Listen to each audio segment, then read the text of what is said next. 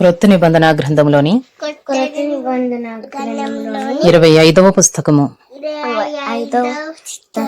మరియు పరిశుద్ధ గ్రంథంలోని 64వ పుస్తకము అయిన యోహాను రాసిన మూడవ పత్రిక ప్రారంభము. యోహాను రాసిన మూడవ పత్రికలో ఉన్న 14 వచనములలో 7 వచనములు పెద్దనైన నేను సత్యమును బట్టి ప్రేమించు ప్రియుడైన గాయునకు శుభమని చెప్పి వ్రాయినది. ప్రియుడా, నీ ఆత్మ వర్ధిల్లుచున్న ప్రకారము నీవు అన్ని విషయములలోనూ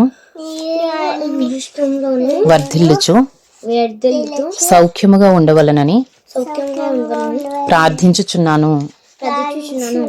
నీవు సత్యమును అనుసరించి నడుచుకునిచున్నావు గనుక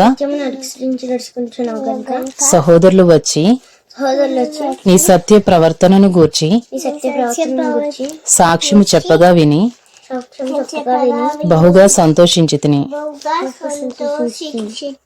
నా పిల్లలు సత్యమును అనుసరించి నడుచుకునిచున్నారని వినుట కంటే నాకు ఎక్కువైన సంతోషము లేదు. ప్రియుడా, వారు పరదేశులైనను సహోదరులుగా ఉన్నవారికి నీవు చేసినదెల్లా విశ్వాసికి తగినట్టుగా చేయుచున్నావు. వారు నీ ప్రేమను గూర్చి సంఘము ఎదుట సాక్ష్యం ఇచ్చిరి.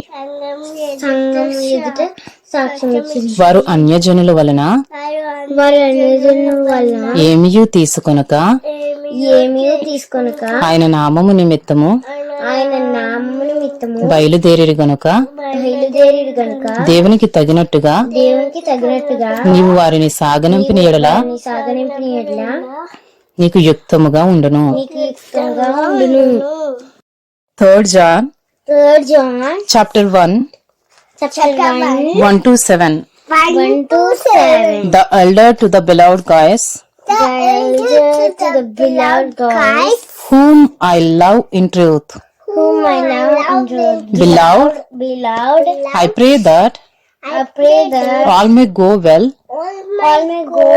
with you, and that you may be in good health,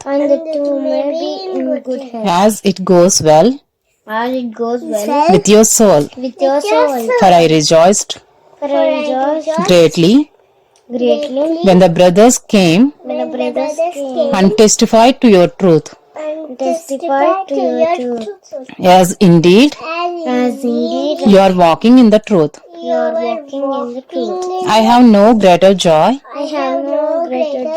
than to hear that my children are walking in the truth.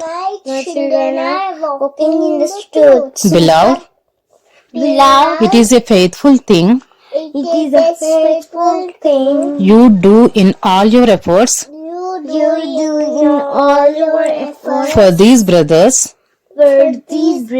strangers as they are, who testified to your love before the church. You will do well to send them on their journey in a manner worthy of God, for they have gone out for the sake of the name, accepting nothing from the Gentiles.